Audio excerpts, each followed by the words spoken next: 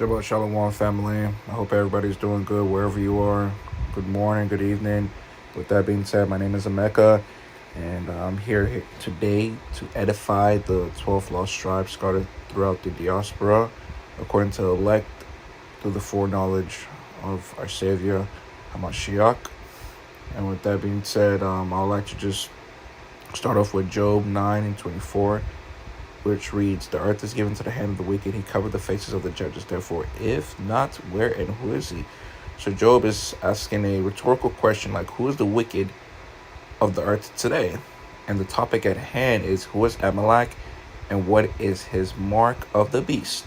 So what does the Bible say as it pertains to Amalek, right? In Matthew 11, verse 12, it reads, "And from the days of John the Baptist until the kingdom of heaven suffered violence, and violence take it by force." Why Matthew is writing this is because during that time frame when Christ on the earth, teaching, the Roman government, the Roman Empire was ruling, right? And the people that derive from the Roman government are the Amalekites. And I'm going to further elaborate that as we progress through this video. So the origin of the so-called white race, right? The predestined enemies from the beginning. And Genesis substantiates this claim in Genesis 25, verse 21 to 26. And it reads, "And Isaac entreated the Lord for his wife because she was barren, and the Lord entreated of him. And Rebekah, his wife, conceived." So his wife couldn't give birth. And the Lord did Isaac a favor by blessing her womb. Verse 22, "And the children struggled together within her." So the children are fighting. And she said, "If it be so, why am I thus?" And she went to inquire of the Lord. So she's asking the Lord, if this is a blessing, why am I having a hard pregnancy? Verse 23, "And the Lord said unto her, two nations are in your womb." That's key right there. Two nations. "And two manner of people shall be separated." That's key too. Separation from thy bowels. "And one people shall be stronger than another people, and the elder shall serve the younger." That's a biblical prophecy that's yet to come to fruition. And we're going to touch back on that in the progression of this video. Verse 21, "So when her days be fulfilled to give birth, indeed there were two twins in her room, and the first came out red." That's a trademark. "He was like a hairy garment all over it." So they called him named Esau. Esau means wasted away is he. And we're going to find that more as we progress.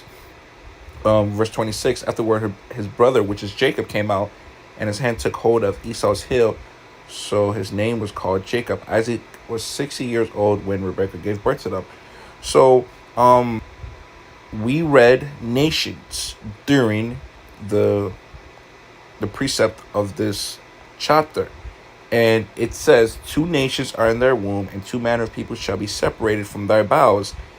And the academic definition of nations is a race of people, large group of people with common ancestry and language, from Old French nation, birth, rank, descendants, relative, country, homeland.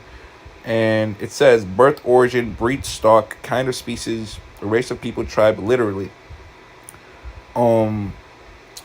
It comes from the Pi word gene, gives birth or begets, and derives from referring to procreation of familia or tribal groups, right? Languages, aggregation of people of the same ethnic family and speaking the same language. So that's what the nation in this chapter means. There's going to be two of them, right? Jacob and Esau. So now we transition into the holy beef between Jacob versus Esau. See, I think Yahweh has a sense of humor because, white people will never give the recognition that they derive from us, according to Genesis. But this is just kind of like a depiction of what Isaac and Rebekah will be and what Jacob and Esau will look like. So as you can see, two melanated heterosexual couple, man and wife, and they, procreate a replication of them, right? Melanated child. But something happens with this baby, right? A schism, a mutation deviant happens. And you have a child that has a recessive phenotype where the melanin isn't being expressed. And Exodus chapter 26, verse 14 illustrates this. And it says, "And thou shalt make a covering for the tents of ram skin, dyed red and a covering above badger skin. So that red that Exodus is speaking of can be further validated in the Genesis 25th verse, where it says Esau the first came out red, and he was like a hairy garment all over, so they called him then Esau. So this is a depiction of what that red looks like, and the video proof to confirm that shows this. Thank you for the happiest year Right, you of can my see how life. ripe and just very peculiar that baby looks. It just, God has a sense of humor. Like, he doesn't lie. Thank you for the happy True jokes contain the truth, right? So that's the video for you. Just like we read in Genesis 25th verse and the 25th chapter, says the first came out red, and he was like a hairy garment all over. So they call his name Esau. That hairy garment is the ram skin dyed red. Exhibit A will be Jacob, right? You see, he's a blessed child because he looks like everybody else during that time frame. And Exhibit B is the cursed child, Esau. Upon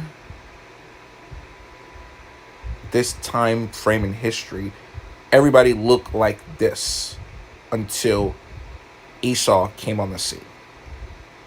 So how Yahweh feels about these two nations. In Malachi chapter 1 verse 2 to 4 reads, I have loved you, said the Lord. Yet you say, wherein hast thou loved us? Was not Esau Jacob's brother, said the Lord? Yet I loved Jacob, and I hated Esau, and laid his mountains and his heritage waste for the dragons of the wilderness. Whereas Esau said, we are impoverished, but we will return and build those desolate places. This is talking about your Americas, your Europe, your Russia. They came back to build those desolate places after the collapse of the Roman Empire during 470 something AD, and the rebirth of the Renaissance, right? So they came back. But watch what God says. Thus saith the Lord of hosts, they shall build, but I will throw down, and they shall call them the border of wickedness, and the people whom the Lord had indignation forever. Indignation is pure hatred, right? So Romans chapter 9, verse 9 to 23 basically correlates with Genesis 25, right? And it reads, for this is the word of the promise. At this time will I come, and Sarah shall have a son. And not only this, but Rebekah also had conceived by one, even by our father Isaac. For the children being not yet born, neither have done any good or evil, that the purpose of God's election might stand, not of the works, but of him that calleth. So God is saying that, before these children were born, he already knew what they were going to be destined for, right? And it's not of anybody that does call it, or any man or any woman. It will lead by him. It will lead by Yahweh. And it reads, it was said unto her, the elder shall serve the younger. As it is written, Jacob have I loved, but Esau have I hated. Just like in Malachi, right? Jacob have I loved, Esau have I hated. What shall we say then? Is there unrighteousness with God? God forbid. Which Paul is saying, hell no. For he had said to Moses, I will have mercy on whom I will have mercy on, and I will have compassion on whom I will have compassion. So then it is not of him that willeth, nor of him that runneth, but of God that shows mercy. For the scripture said unto Pharaoh, even for this same purpose I have raised you up, that I might show my power in you, and that my name might be declared throughout the earth. So Paul, through the Holy Spirit, is writing this and making a correlation that Esau is a representation of Pharaoh in Egypt, right? Therefore, has he mercy on whom he will have mercy, and whom he will harden. Thou wilt say then unto me, why do you yet found fault? For who has resisted his will? So this is how Esau really thinks in his mind, like, why have you found fault with me, right? And the answer is, who has resisted his will? Nay, but, O man, who art thou that replies against God? Shall the thing say to him that formed it, why has you made me this? So that's how Esau really felt. Why have you made me this way? And the response to that is, has not the potter power over the clay of the same lump to make one unto honor and another unto dishonor? So Jacob is the vessel to honor, and Esau is the vessel to dishonor. What if God, willing to show his wrath, to make his power known, endured with much long suffering the vessel of wrath fitted for destruction? Esau, Edom, is the vessel of wrath fitted for destruction, and that he might make known the riches of his glory on the vessels of mercy which he had afore prepared unto glory. So there's a conclusion of why Yahweh really hates Esau is because in Genesis chapter 27 verse 41 reads, and Esau hated Jacob because of the blessing wherewith his father blessed him, and Esau said in his heart, the days of mourning for my father are at hand, and I will slay my brother Jacob. Right? Amos 1 verse 11 says, thus saith the Lord, for 3 transgressions of Edom, and for 4 I will not turn away the punishment, therefore, because he did pursue his brother with the sword. Right? Esau's blessing from Isaac was the sword, right? Which means to kill, a murderous spirit. And did cast off all pity, and his anger did tear perpetually, and he kept his wrath forever.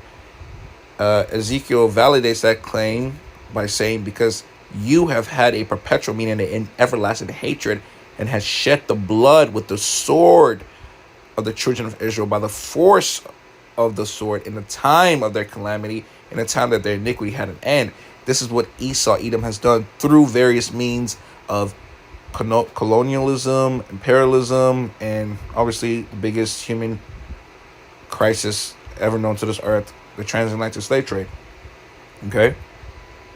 And many other genocides that these people have under their resume. All right, so to segue into the next one, I find this article very funny. According to Fox News, published around 2015, January 13th, says whites genetically weaker than blacks, study finds. White Americans are both genetically weaker and less diverse than their black compatriots, Cornell University study finds. Analyzing the genetic makeup of 20 Americans of European ancestry and 15 African Americans, researchers found that the former showed much less variation among 10,000 genes than did the later, which was expected. They also found that the Europeans had more possible harmful mutations than the African, which was a surprise. So that mutation goes back to this, right? Like having a recessive phenotype and not having melanin expressed in your skin, right? The blue eyes, like all these type of allergic reactions, peanut butter and stuff like that, like just very, very recessive genes, right? Blonde hair, right? That's a recessive gene. And also the eye color leads to very poor vision because it shows the lack of creatine in the iris and the corona, right? That the typical eye color is supposed to be. Okay. Long story short, it says here's the picture of combinations of the skin color genes. The black dots means the gene is fully functioning. The white dots mean the gene does not make much pigment. See how the different combination give the plethora of different skin colors. It's quite beautiful. So all the way to the left, right, we can see that the very pale white color has no black dot illustrated in it, and the darker the complexion is, the more functioning the cell seems to be, based on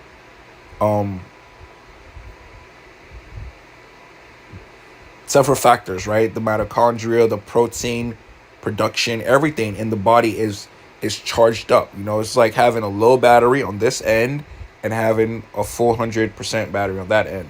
So henceforth, darker melanated people don't need sunscreen, right? Because the sun complements the melanin that is produced in their phenotype, right? It converts the UV ray sunlights into something of vitamin D through the bone synthesis, right? Through the vitamin D synthesis that occurs in the bone. And obviously the less dark dots you have, the more harmful the UV rays are to your skin. And it's exhibited predominantly in the Caucasian race. Henceforth, they burn quicker in the sun. Okay, biblical proof. Exodus chapter 4, verse 5 says, and that they may believe that the Lord of their fathers, the God of Abraham, the God of Isaac, the God of Jacob, has appeared unto thee. So God is talking to Moses, and he's about to show him a trick. Verse 6, and the Lord said furthermore unto him, put thy hand into thy bosom. And he put it into his bosom. And when he took it out, behold, his hand was leprous as snow. Last I checked, snow is the same color that white people call themselves, white, right? Okay, another witness in Numbers chapter 12, verse 10 to 12 reads, and the cloud departed from the tabernacle, and behold, Miriam became leprous, white as snow. There we go again, snow. And Aaron looked upon Miriam, and behold, she was leprous. And Aaron said unto Moses, alas, my Lord, I beseech you, lay not this sin upon us. So being cursed with white skin as leprous as snow is looked upon in the ancient world as a sin. And he responds, wherein we have done foolishly, and wherein we have sinned. Let her not be as one dead, for whom the flesh is half consumed when he come out of his mother's womb. That's what the author is correlating that tone of skin to, being dead, as a person who comes freshly out his mother's vajayjay. An academic literature shows that this is the depiction of what that will look like in today's modern world. The scientific name for this is called vitiligo. Obviously, they've tried to hide and bury the evidence that they are, the Edomites of the Bible by changing the scientific terminology. But indeed, it is leprosy, right?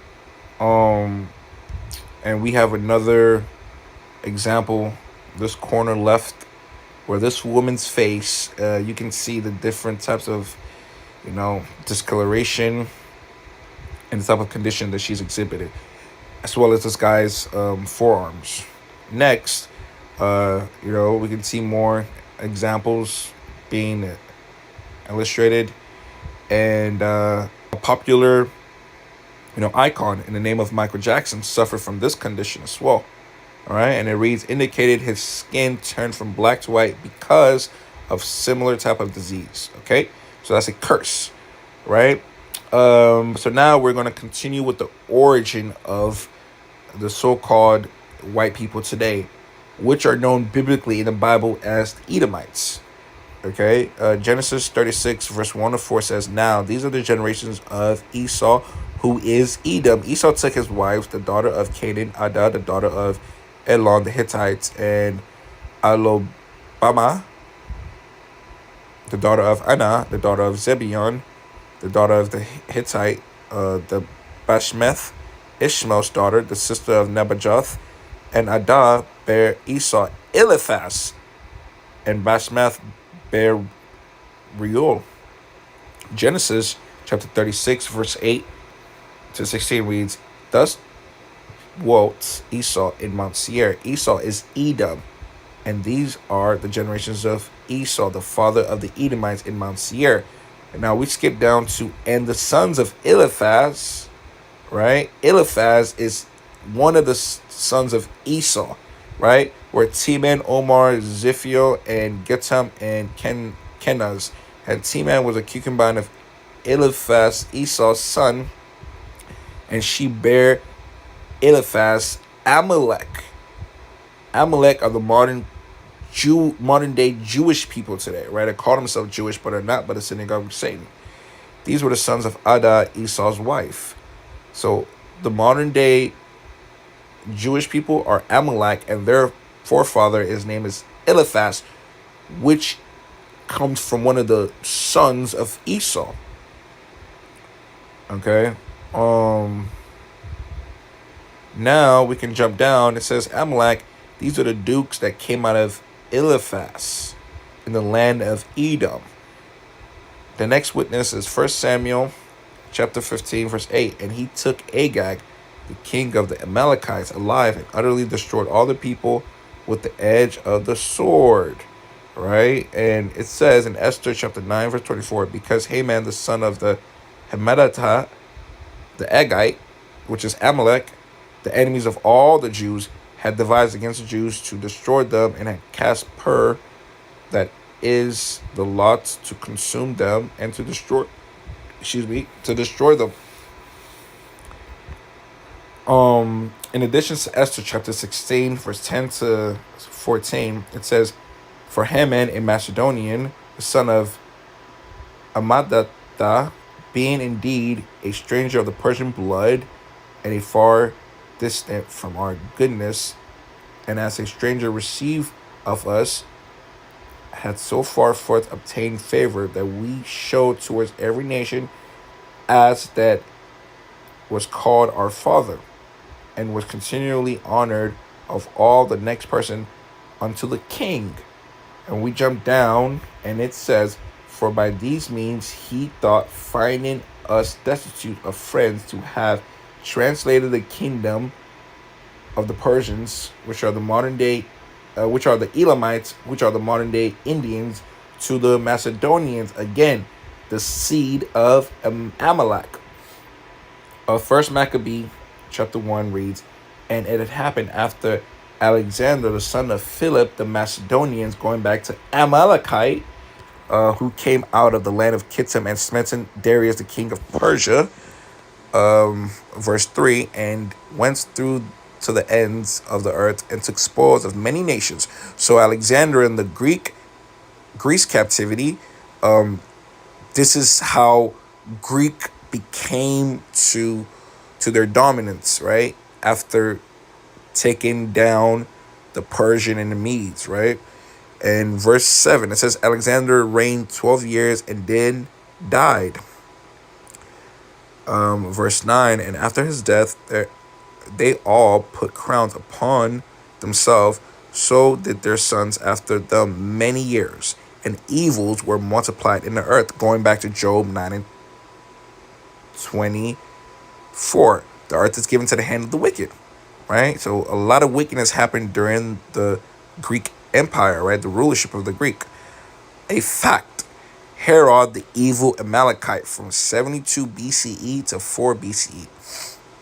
And it reads, there was no good thing in Amalek. There was absolutely no salvageable content in Amalek. There was nothing in Amalek upon which God would look with favor. That was God's mind, God's will, and God's judgment concerning Amalek. But Saul forgot to remember, though he smote the Amalekites, Saul took Agag, the king of the Amalekites, alive, a king of Edom, whom God had sentenced to death.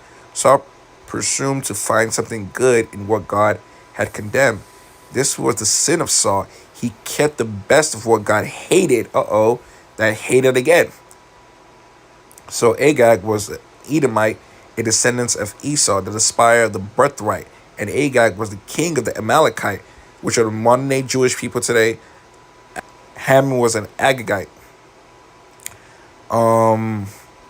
In the persons of Haman, descendant of Agag, king of the Amalekites, Amalek was at it again. As Satan hated God, so Canaan hated Abel, and Ishmael hated Isaac, and Ishmael hated Isaac, and so Esau hated Jacob, and Amalek hated Israel. And as Amalek hated Israel, so Haman hated the Jews. In this connection, it is interesting to note that Herod the Great, who, in his attempt to kill the Lord, Yahweh Shai, ordered the destruction of all the children in Bethlehem, 2 years of age and under, was an Edomite. So he put out a hit to kill every child 2 years of age and under by the sword, because he hates Israel. The Jewish people hate the children of Israel. Hence why they funded the transatlantic slave trade. Don't believe me? Fact check. They will never tell us that in the so-called Jewish public school education system. But okay, Herod is an evil Amalekite because he wanted to kill Yahweh Shai, the Lord and Savior, right? Christ. The biblical correlation is Matthew chapter 2, verse 1 to 3. And now, when Christ was born in Bethlehem of Judea in the days of Herod, king, behold, there came wise men from the east of Jerusalem, saying, where is that is born King of the Jews? For we have seen the star in the east and are come to worship him. When Herod the king had heard these things, he was troubled, and all Jerusalem with him. Still the same chapter, verse 16. Then Herod, when he saw that he was mocked of the wise men, was exceedingly wroth. So he was angry, very, very, you know, just tempered, and sent forth and slew all the children that were in Bethlehem and in all the coast, therefore, from 2 years and under, according to the time which he had diligently inquired of the wise men. So, because Herod was tricked right through the Holy Spirit by the three wise men, he decided to retaliate and kill everybody, every Judean baby in Jerusalem, or excuse me, in Bethlehem. And this is just the hatred that has ensued in these people for since the time of Genesis, right? So the books I would like to refer, to the viewers are the Jewish Identity of the Rabbinic, and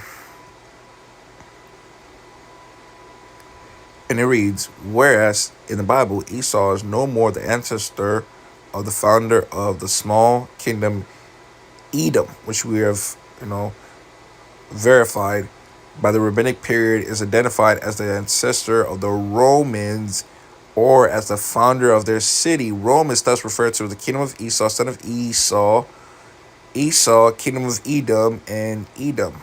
Okay, the Romans themselves are said to identify with Esau. The other book is the Classical Biblical Baby Names by Judith Trope states, according to the commentaries on the Hebrew scripture, Esau is considered a significant character in the world history and is the forefather of the Roman Empire. Again, another witness substantiating and stamping that claim to be true. The last book is the Roman Empire, the Empire of the Edomites by William Beeston. Last but not least, one of the last witnesses on an Esau Edom is by the name of Dr. Henry Abramson. In his book, he wrote, sometimes around the year of 800 CE, or I think AD, 880, a small group of Jews left northern Italy. The Colonimus family, for example, they made their way to Rhineland in the contemporary Germany. Those people formed the nucleus of the Ashkenazi Jewry. The Colonimus, one of the most eminent Jewish families in Germany, which flourished from the 9th to the 13th century, especially in the cities near Rhine. Among its members were numerous rabbis, preachers, poets, teachers, authors, moralists, and most of the prominent communal leaders in the period came from its ranks. The origins of the families go back to the 8th centuries of Italy. Long story short, in the Jewish library, the Romans who converted to Judaism, it relates the Onkelos bar Colomenos converted to Judaism. These were Roman Empire sent a troop of Roman soldiers after him to seize the Onkelos and bring them to the empire. All right, this is what happened. They converted to Judaism.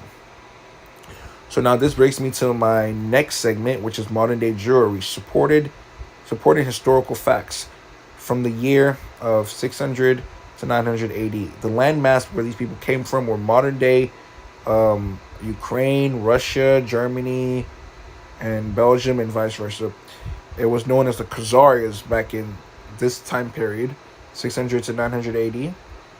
And the intro is, note, you cannot convert a people to Yahweh's covenant and hijack the promise Romans 1 and 25, who changed the truth of God into a lie. The fact is that the Khazars converted to Judaism to keep power over their kingdom, not bow not bow down to the Roman Catholic Church or the Islamic Caliphate.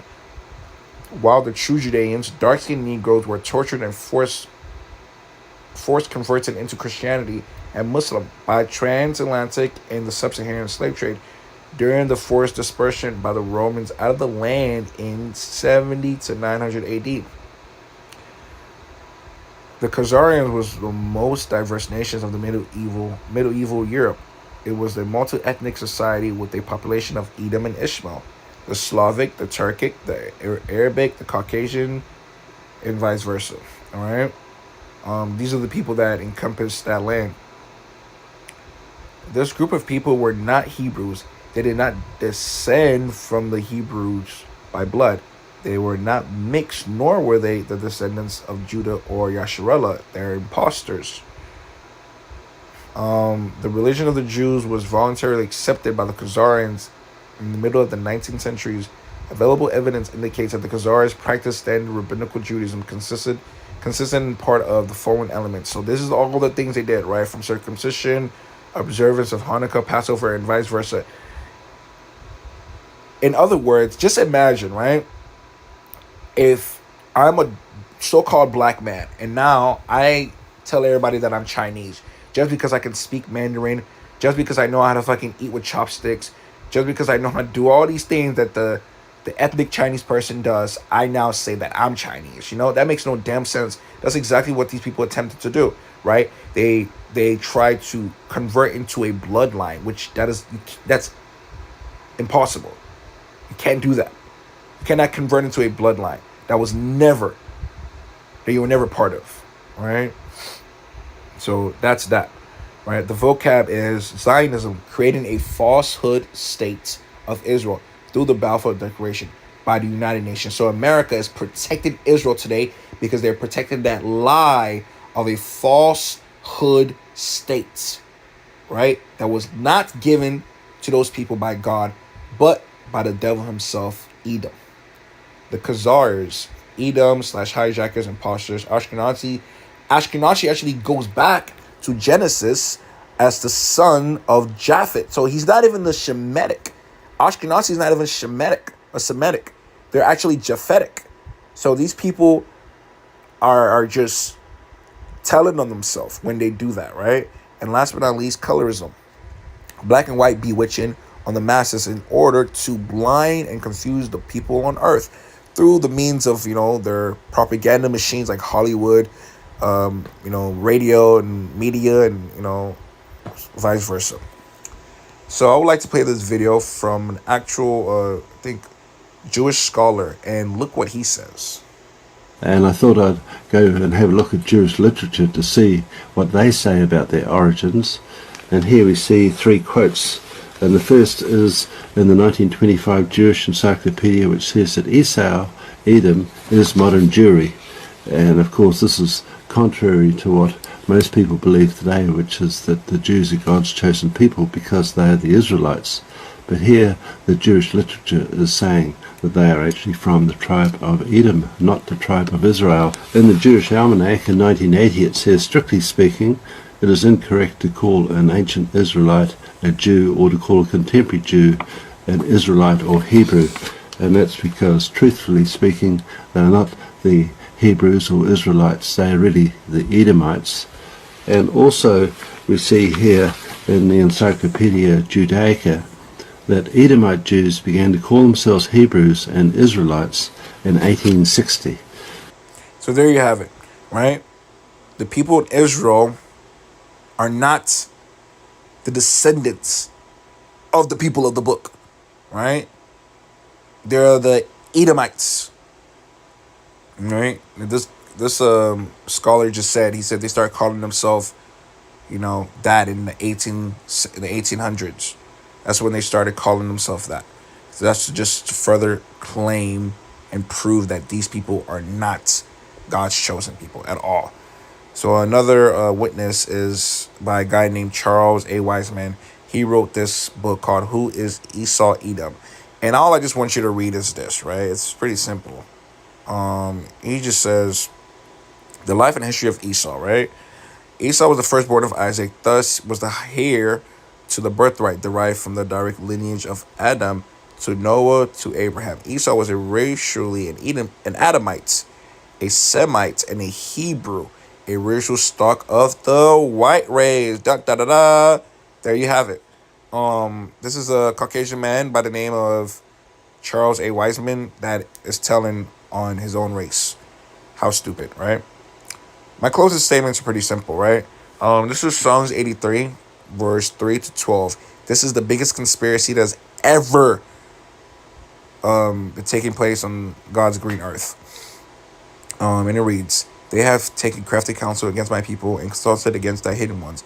They have said, come and let us cut them off from being a nation, that the name of Israel may be no more in remembrance. Who are they cutting off? The real children of Israel, right? The so-called black natives and Hispanics on the Western Hemisphere that have been scattered throughout the four corners of the earth, right? The United Nations came together and said, let's do this.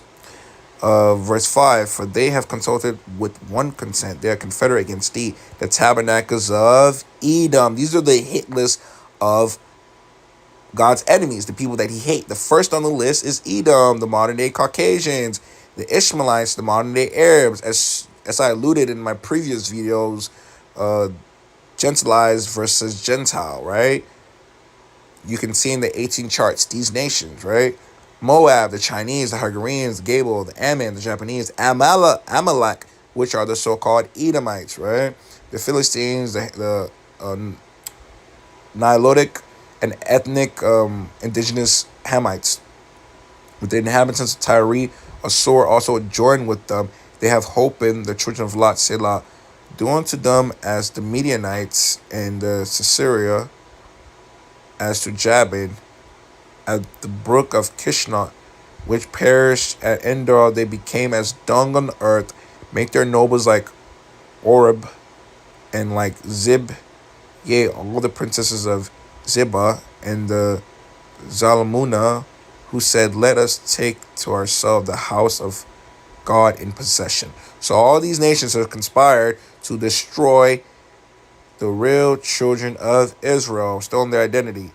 And Revelation chapter 2 verse 9 reads, I know thy works and tribulations and poverty, but you are rich. Who is Christ talking to? The real children of Israel. He says he knows everything that they've been through: slavery, genocide, right? Rape, the loss of their identity, right? Being relegated to second class, even fourth class, if third class citizens, right? Not actual recognized as citizens, right? He knows the poverty, right? Living in Section 8s, living in the ghettos, living in the reservations, right?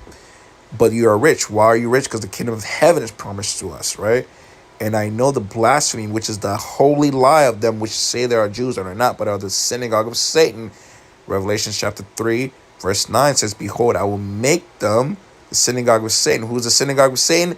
Amalek, the Jewish people, the fake Jewish people, which say they are Jews and are not, but do lie. Behold, I will make them to come and worship before thy feet, to know that I have loved thee. So when the Messiah comes back, he's going to make these people who are in Israel today come down and literally kiss the feet of the real children of Israel, and the whole world, all these other nations, the Chinese man, the Indian man, the Arab man, they're going to know that there's a God in heaven, right? So-called imposters today, right? Look at them, just, synagogue is saying, thinking that they have really pulled the biggest heist. But little do they know, Yahweh Bahashim, Yahweh Shai, Hamashiach, Rakakadosh has them in a trick back. Little do they know, right? And they're going to pay for everything they did. This is another notable claim by Gamal Abdel Nasser, president of Egypt in 1956, says, you have left black and returned white. You are impostors and shall never see peace. Talking about these people. That's why there are wars in Israel today. Okay, so the final test is the beast system. So the beginning of this video was titled, who is Amalek and what is his beast system? The beast system comes from Amalak. This is the final test, according to Revelation. Just like how they indoctrinated the world with this image, Caesar Borgia, right, giving the false image of Christ. Where's the woolly hair, right? Where's the skin of bronze? Where's the eyes, flaming eyes of red? Like, where's that? Right? This is a antichrist, false depiction. But anyways, the U.S. financial system, right? This is Jewish privilege and supremacy. Who runs the Federal Reserve Bank? Number one, the Rothschild of London of Berlin. Number two, Lazarus Bank of Paris. Number three, Israel Moses CF of Italy. The Kuhn Loeb Warburg of Germany. Number five, Lehman Brothers, Goldman Sachs. Number six, the Rothschild controlled Rockefeller interests in New York. So these are some prominent, figures, right? BlackRock and Vanguard. You have Larry Fink, which is an Ashkenazi Jew, and his partner Robert Capetillo, which is an Ashkenazi Jew, and also in Vanguard, the president, Mordecai Buckley, also an Ashkenazi Jew, which are Amalekites, son of Eliphaz. Right, this is all the hedge funds they control. Right, Vanguard and BlackRock circle them in red. They basically, disseminate all the money and all the funds towards these other smaller banks, or secondary banks like Goldman Sachs, Bank of America, Wells Fargo, State Street, and vice versa, right? All owned by them. They're all in cahoots together, right? You can see these are the hedge funds. Vanguard, State Street, BlackRock. Guess what? They fund all these corporations that we use on our on our daily, right? Look at them. They're familiar, like Kellogg's. They have. It's crazy. It's just like a conspiracy, a monopoly around the earth. Snapchat, like Lyft, Spirits. It's crazy. Right. Lincoln, all this comes from these people. They're the ones that issue out all the funds to support their coalition. Okay. Lowe's, Target, H&M, GameStop, vice versa. Cool. Now we go to the Federal Reserve, right? People in Washington, D.C. Look at the creators of them, right? What do they all have in common? They're Amalekite, so-called Jewish people who have impersonated and stole another people's nationality. It's that simple. It's not rocket science. I would like to play this video to further illustrate how wicked their system is. Here we go. You talk about the New World Order defined as you have as being Luciferian. Yes. How do you know that? Well, my investigations led me to look at the back of the American dollar, and I found these strange seals on the dollar here. When we go to the States speaking on these subjects, I say to the Americans, have you seen these seals before? They say, no. I say, but they've been on your dollar since 1933. How come you've never seen them? They're Illuminati seals, which was a secret society set up in 1776 by a man called Adam Weishaupt, according to the Encyclopedia Britannica. Now, Weishaupt was an ex-Jesuit priest who had an aim, was to put Lucifer on the throne of the world. And on the back of the dollar here, you see the seal on the left-hand side. It is an eye in the triangle, which many Americans presume to be the eye of God, but it's not. It's the eye of Horus in Egyptian mythology, now called the eye of Lucifer or Satan. Now, we can establish that fact because the God that we serve does not have one eye, of course. He's not a cyclops. It says the eyes, plural, of the Lord run to and fro throughout the earth. Anybody who is familiar with witchcraft will know that that eye, when you open it a little bit, is the eye of psychic knowledge. When you open it completely and it is illumined, as this one is, it is the eye of Lucifer himself, who is the god of Freemasonry, the god of witchcraft, and the god of the occult or esoteric practice. Then you have the 13 layers of stone on the pyramid, and people should be asking the question, what is an Egyptian pyramid doing on the back of an American dollar? What link-up is there between America and Egypt? The answer is none at all, except in the field of the occult. And I discovered... So right there, this just further proves my point, right? America is modern day Egypt. And with that being said, they're just making a mockery of God, saying that we have your jewels, which are the real children of Israel, in captivity. So, that shows you how wicked this system is. Revelation chapter 3, verse 10 says, oh, lastly, too, I wonder in what God they trust. Maybe the God of this world, which is Lucifer. The Caucasian people worship Satan. Just means adversary, right? They don't trust in Yahweh. They trust in themselves. And money is their God, right? Revelation chapter 3, verse 10 says, because thou hast kept my word of my patience, I will also keep you from the hour of temptation, which shall come upon the whole world to try them that dwell upon the earth. What does that hour of temptation look like? Revelation chapter 13, verse 13 to 18. And he does great wonders, so that he makes fire come down from heaven on the earth in the sight of man, and deceiveth them that dwell on the earth by the means of those miracles which had power to do in the sight of the beast, saying to them that dwell on the earth that they should make an image to the beast, which had the wound by a sword, and did live. And he had the power to give life to that image of the beast, that the image of the beast should both speak and cause that as many as would not worship the image of the beast should be killed.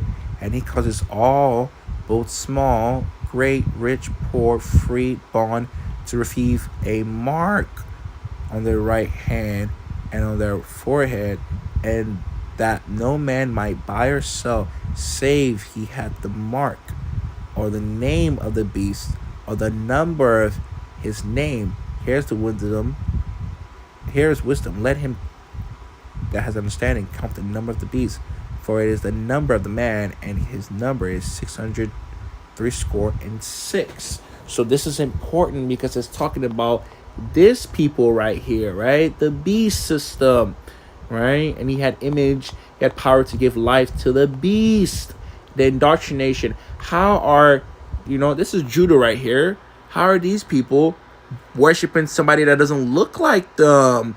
That's what Revelation chapter 13 just emphasized, right? Have power to give to the life to the beast.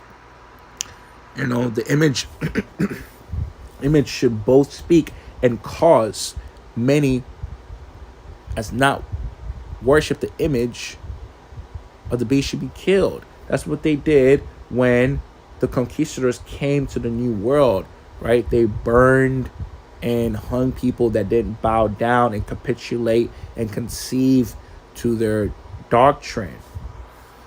Revelation chapter 14, verse 9 to 10 says, and the third angel followed them, saying with a loud voice, if any man worship the beast and his image, and receive his mark in his forehead or in his hand, the same shall drink of the wine of the wrath of God, which is poured without mixture into the cup of his indignation. We hear it again, that hatred, that everlasting hatred.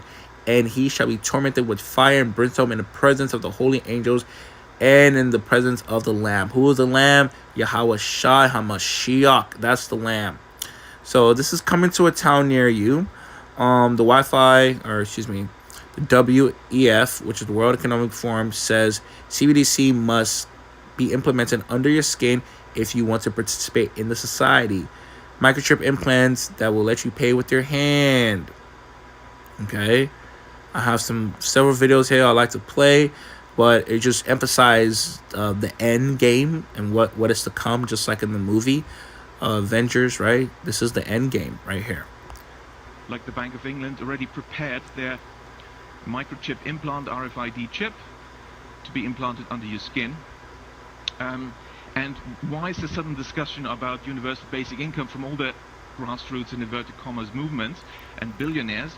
Oh, universal basic income is the bribe for you to there you accept have the it. microchip. Okay. Had been by central banks to introduce this, as we said, central bank digital currency. But have you ever seen an article or a video or, whatever description of what it actually looks like. I mean, with central bank paper money, we know what it looks like, right? Yeah. Bank digital currency, we know, and we've used it ourselves. We know what it looks like. But what does central bank digital currency look like? You see, so they never talk about that because people won't actually like the looks of it. Yeah. Because it apparently looks, and several central banks apparently, as I heard from my sources, have already fully developed the final stage of CBDC. I mean, it comes in stages initially, likely through your mobile phone, but that's only an intermediate step. And the final stage is, it's validated. Small. Their future plans for Earth, and this system has already been, mass produced. It just has not been rolled out and made a mandatory yet. Okay, they already have this in the workshop. The prototype, I believe, came out in 2015, but now it's fully developed and they're just waiting for the green light to roll it out. Got a microchip in my arm, and it's the best thing ever. This chip is a powerhouse. It's got everything I need. A credit card, my ID, my medical info, and even my keys. And when it's time for groceries, you just tap your wrist and bam! Transaction done. It's like magic. In a medical emergency, it can save my life. Experts can easily identify me and my medical history. I feel like a sci-fi character, and I'm loving it. This amazing chip is totally free.